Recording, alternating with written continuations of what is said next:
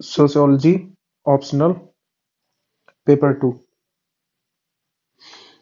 आज हम लोग जो डिस्कस करेंगे जो टॉपिक वो पेपर 2 का एक टॉपिक है। इसमें आप देख सकते हैं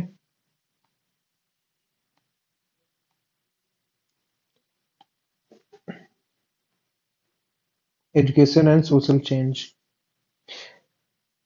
जैसा कि आप लोग जानते हैं कि जो पेपर 2 है सोशियोलॉजी ऑप्शनल का, वो इंडिया के कंटेक्स्ट में बात करता है, Indian society structure and change.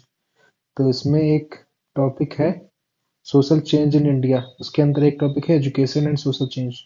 तो हम लोग आज यही टॉपिक स्टार्ट करेंगे।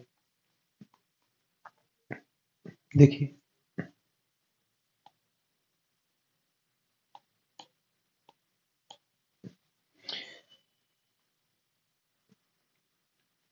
सबसे पहले हम लोग स्टार्ट करें डिस्पैरिटी इन एजुकेशन, मतलब भारत में शिक्षा से संबंधित असमानताएं। जैसा कि आप लोग जानते हैं कि भारत में शिक्षा व्यवस्था प्रारंभ से ही व्यापक रूप में रही है,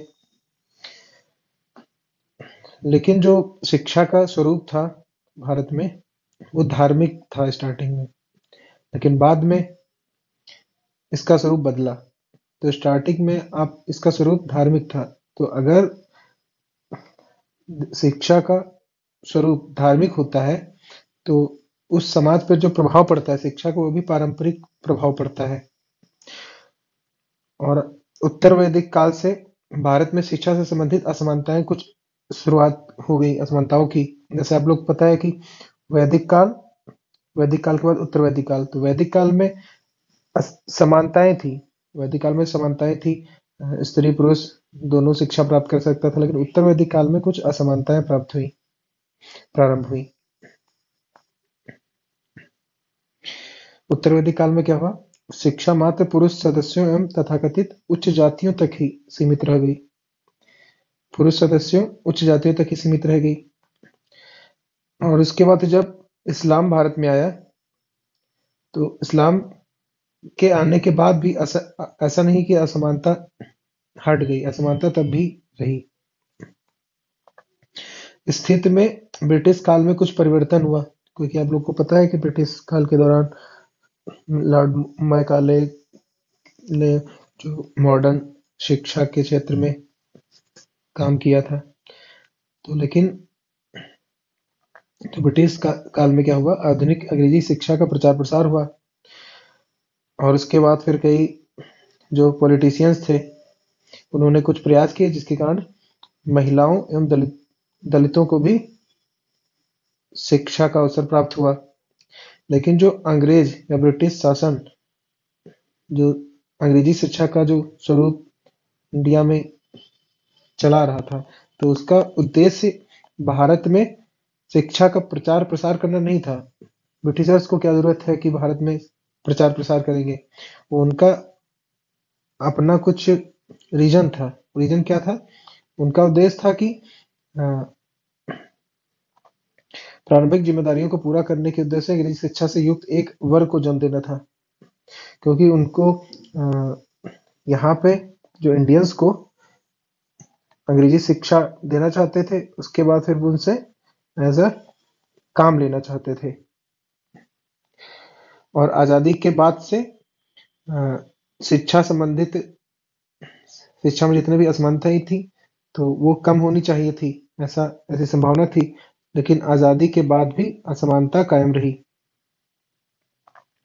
और आज़ादी के बाद असमानता उपस्थित थी, उसका मेन कारण एक यह था कि नीतिगत असफलताएं थी। जो नीतियां हमने बनाई वो सफल नहीं रही, या फिर तो आजादी के उपरांत भारत में शिक्षा के संदर्भ में टपक का उपागम अर्थात ट्रिकल डाउन अप्रोच इसको अपनाया गया। अब ट्रिकल डाउन अप्रोच आप लोगों ने इकोनॉमी पढ़ा होगा, मॉडर्न हिस्ट्री में पढ़ा होगा कि ये क्या होता है। देखिए, ये जो अप्रोच होती है ट्रिकल डाउन उपागम होता है, इसमें ये माना जाता है कि यदि ऊपर के स्तर पर विकास कर दिया जाए, सुनिश्चित किया जाए, तो इसका लाभ टपक कर नीचे की ओर भी आएगा। इसको बोलते हैं ट्रिकल डाउन अप्रोच। ऊपर के स्तर पर विकास सुनिश्चित किया जाए तो लाभ टपक कर नीचे की ओर भी आएगा। ये चीज हो गई। उसके बाद फिर नेक्स्ट बात करें तो भारत में जो उच्च स्तरीय शिक्षा है वो प्रारंभिक शिक्षा के लिए समान धनराशि का आवंटन किया गया है।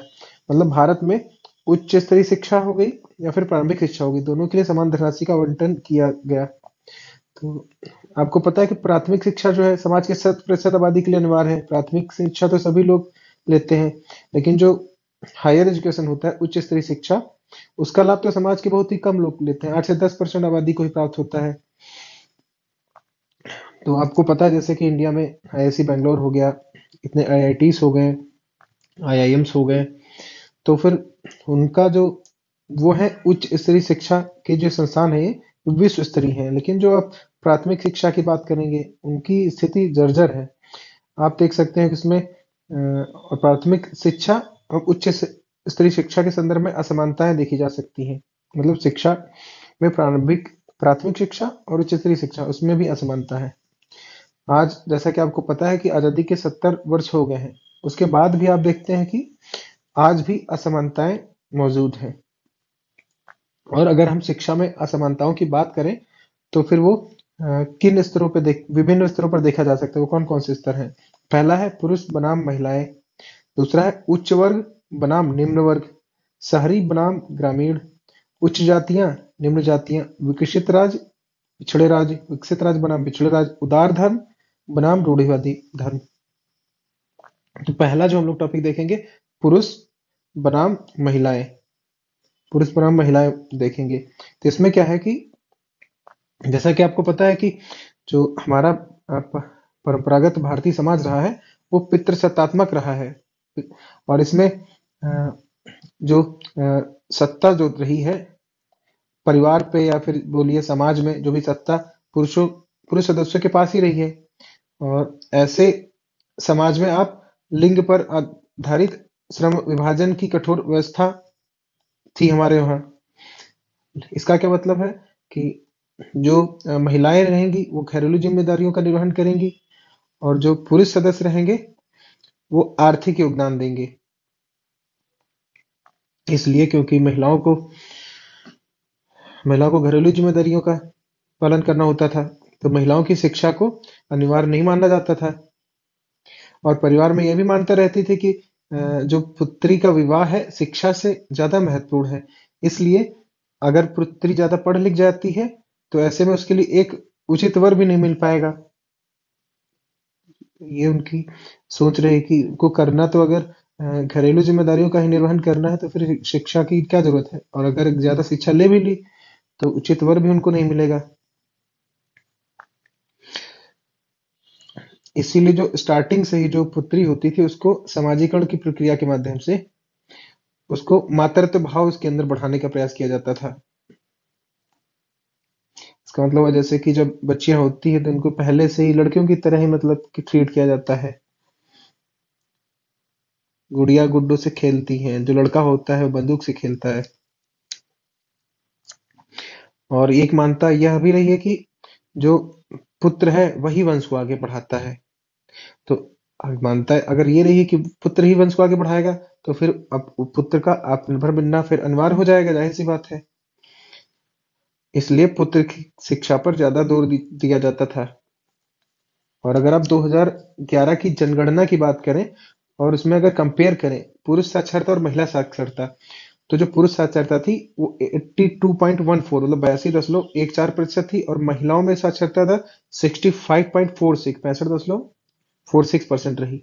तो अभी ये हमने डिस्कस किया, ये जो पहला स्तर था कि किस पुरुष बनाम महिलाएं, वो स्तर हमने डिस्कस किया। दूसरा है उच्च वर्ग बनाम निम्न वर्ग।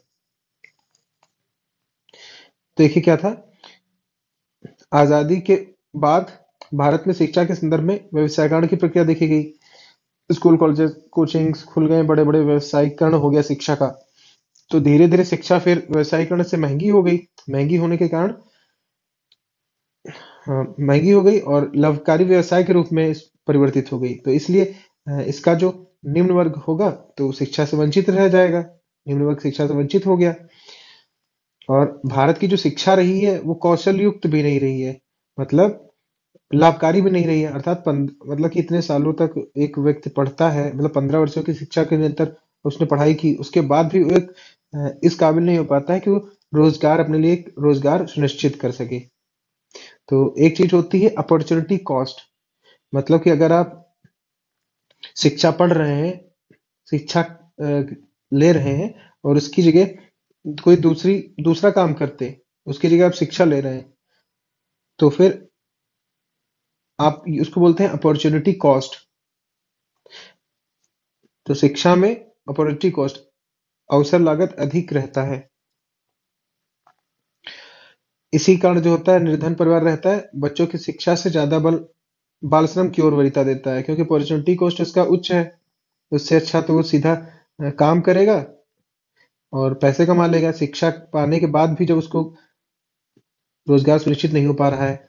और एक समाजशास्त्री, उनका नाम है ऑस्कर लेविस, ये नाम याद कर लीजिए। शिक्षा से रिलेटेड कहीं पे भी आपको पूछा जाए, एसे में पूछा जाए या फिर ऑप्शनल के पेपर में भी पूछा जाए, तो आप इसको कोट कर सकते हैं। ऑस्कर लेविस ने बोला था, जो गरीब परिवार होता है वो तत्काल संतुष्टि देखता है।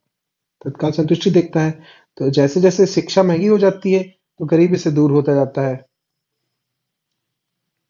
ऑस्कर लेविस का कोट है कि गरीब परिवार तत्काल संतुष्टि में आस्था रखता है, जैसे जैसे शिक्षा महंगी होती है गरीबी से दूर हो जाता है। और जो तीसरा स्तर था वो है शहरी बनाम ग्रामीण। तो आजादी के उपरांत भारत में असमानता की प्रक्रिया देखी गई। यह असमानता ग्रामीण एवं शहरी क्षेत्रों में स्पष्ट विभेदन को दर्शाती है।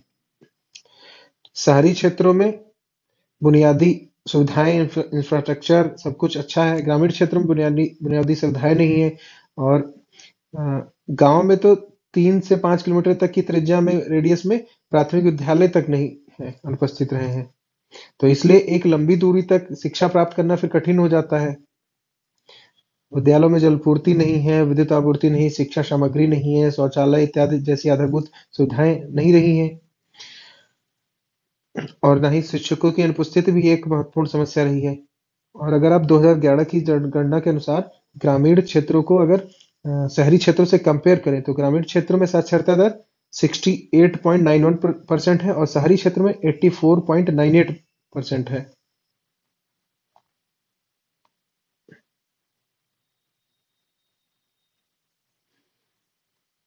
उसके बाद फिर हमने भी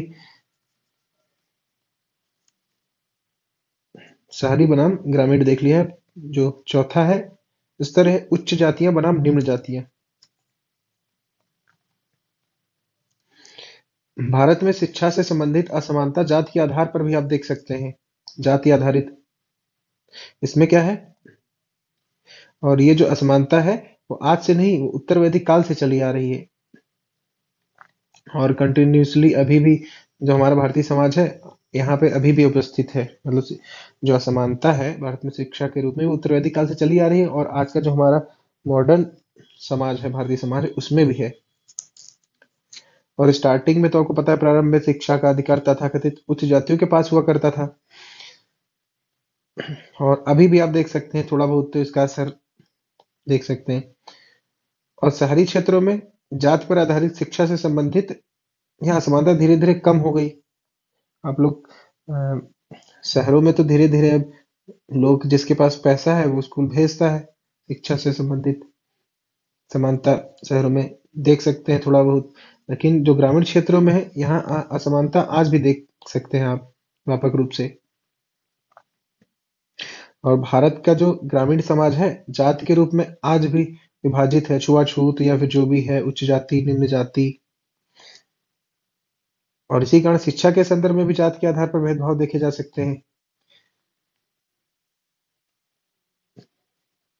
पहले आपको पता होगा कि होता था कि जो उच्च जाति का अगर अध्यापक हो गया था तो होता था, तो निम्न नीचे जाति के जो जिनको बोलते हैं, तो उनको शिक्षा भी नहीं देता था, सही से पढ़ाता नहीं था। इसके बाद फिर अगला जो हम लोग देखेंगे, विकसित राज्य बनाम पिछड़े राज्य। विकसित राज्य बनाम पिछड़े राज्य।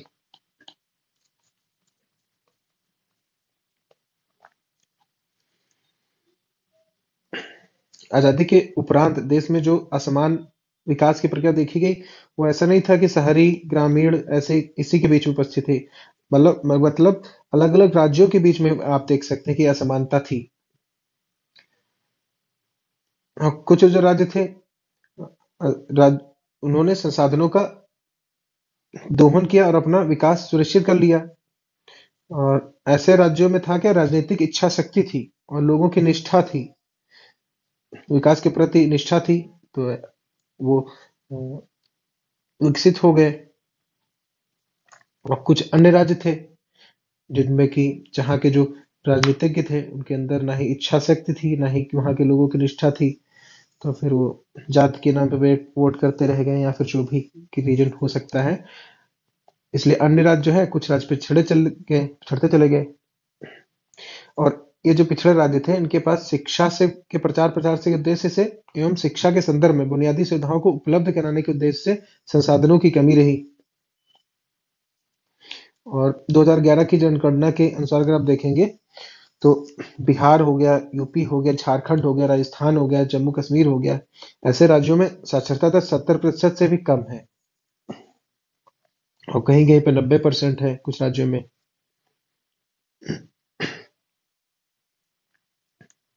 इसके बाद जो हमारा लास्ट आधार पे जो हम देख सकते हैं कि शिक्षा में असमानता, वो है उदार धर्म बनाम रूढ़िवादी धर्म।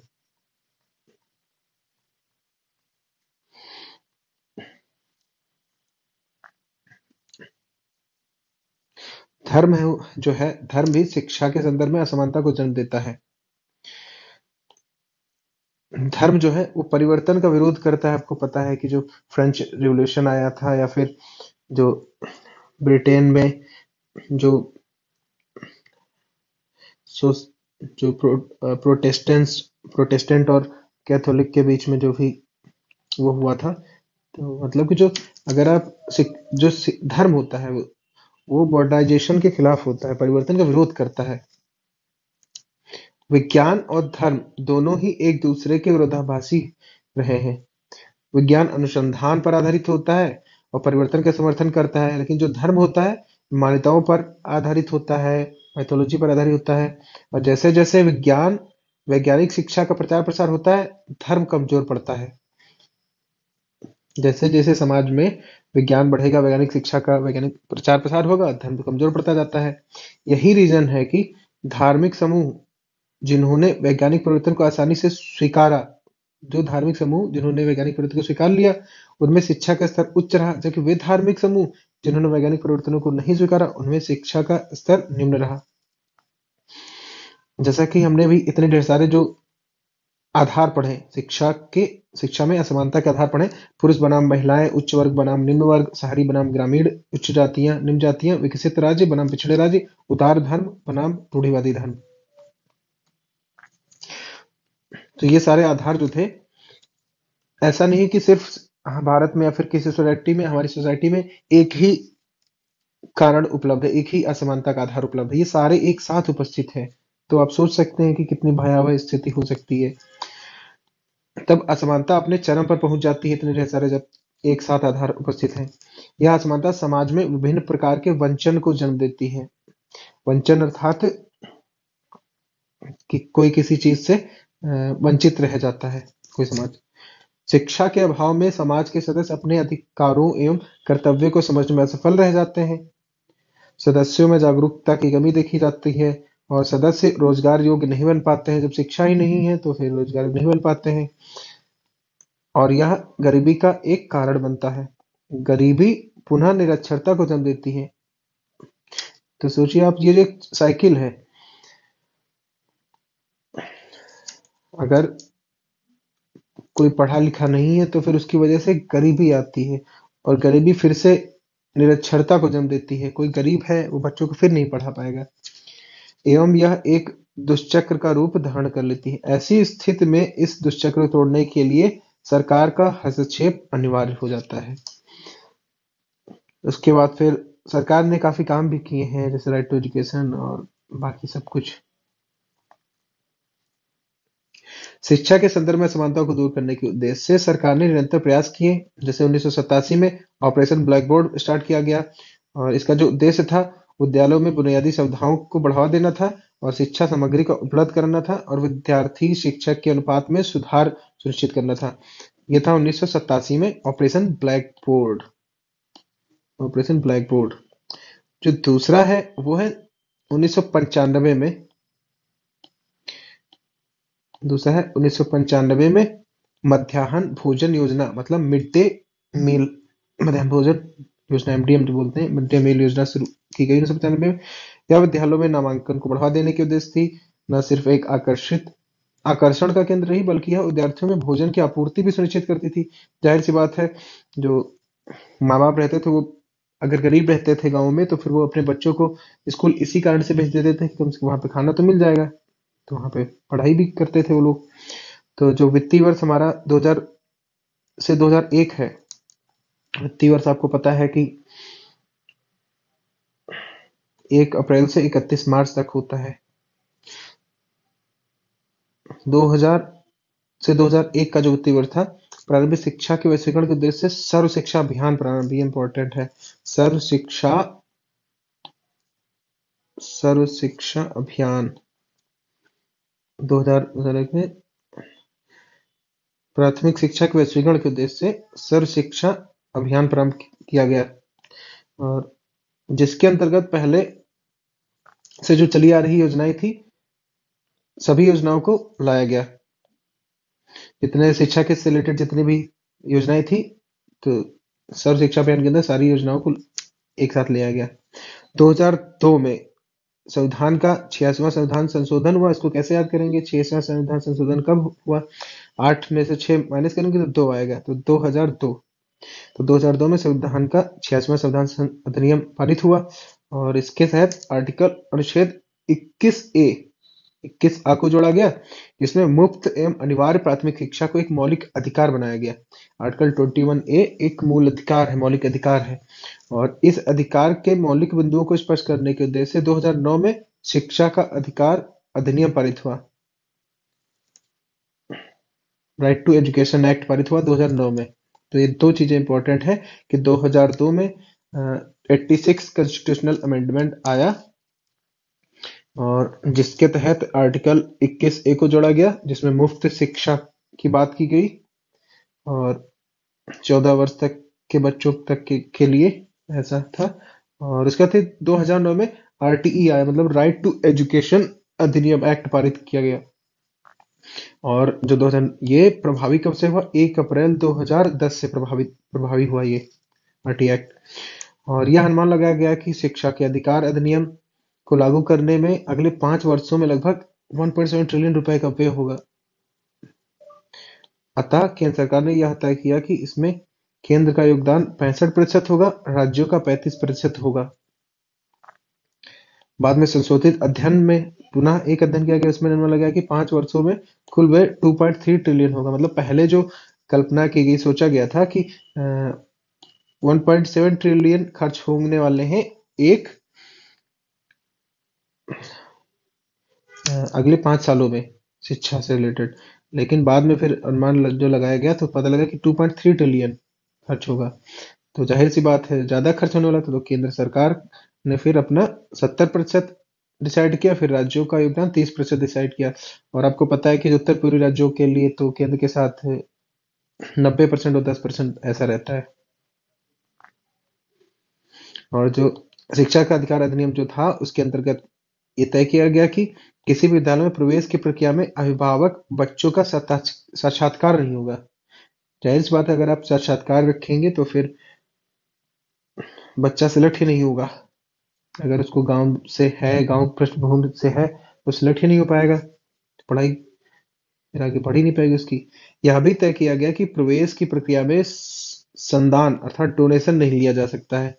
कक्षा 10 से पूर्व बोर्ड की परीक्षा भी नहीं होगी, और कक्षा 8 तक किसी भी विद्यार्थी को अनुत्तीर्ण नहीं किया जा सकेगा। तो ये सब रूल हैं, आपको पता होने चाहिए। कक्षा 8 तक कोई भी विद्यार्थी फेल नहीं किया जाता है, और कक्षा 10 से पहले कोई भी बोर्ड की परीक्षा नहीं करवाई जाती है। पहले होती थी, आप अपने पेरेंट्स से पूछेंगे तो पता लगेगा आपको। निजी विद्यालयों में भी 25% सीटें आर्थिक रूप से कमजोर वर्गों के लिए आरक्षित रहेंगी। ये रूल है इस अधिनियम के तहत। इसके लिए विद्यालयों को सरकार प्रतिपूर्ति प्रदान करेगी, मतलब सब्सिडी देगी, जो भी उनको और जो सरकार ने योजनाएं चलाई, इनका प्रभाव सकारात्मक और नकारात्मक दोनों ही दिशाओं में आप देख सकते हैं। शिक्षा से संबंधित असमानताओं का समाधान प्रत्येक स्तर पर प्रयास के माध्यम से ही संभव है। शिक्षा को कौशल युक्त बनाकर लाभकारी बनाना होगा। ग्रामीण क्षेत्रों में मॉडल विद्यालयों की स्थापना की जानी चाहिए। शिक्षकों के रूप में स्थानीय लोगों की नियुक्ति की जानी चाहिए। स्थानीय लोगों की सहायता से सामाजिक परीक्षण सुनिश्चित किया जाना चाहिए। जनजातीय क्षेत्रों में स्थानीय भाषा में भी पढ़ाई को बढ़ावा देना चाहिए। शिक्षा के संदर्भ में निजी निवेशकों की भूमिका को भी बढ़ावा देना चाहिए, परंतु यह सरकार द्वारा नियंत्रित होना चाहिए। मतलब शिक्षा के क्षेत्र में अगर नई नई टेक्नोलॉजी आए तो फिर ज़्यादा समझ में आएगा। पूरा वीडियो के हिसाब से आप लोग देखते हैं, ज़्यादा समझ में आता है। बोर्ड पे चित्र बना के समझेंगे थोड़ी समझ में आता है। तो फिर अगर उसमें निजी निवेशक आएंगे तो फिर फायदा ही मिलेगा, लेकिन वो सरकार के द्वारा नियंत्रित होनी चाहिए। अ, और जब तक समाज में पितृसत्तात्मक विचारधाराएं रहेंगी, कमजोर नहीं होगी, तब तक पुत्र की शिक्षा को बढ़ावा देना कठिन होगा। तो आज हमने एक कल जो हम पढ़ेंगे दूसरा टॉपिक, वो है शिक्षा सामाजिक परिवर्तन के कारक के रूप में। Education as an agent of social change. शिक्षाएं सामाजिक परिवर्तन के कारक कैसे बनती है। आज हमने जो टॉपिक पढ़ा है वो है डिस्पैरिटी इन एजुकेशन, भारत में शिक्षा से संबंधित असमानताएं। Thank you.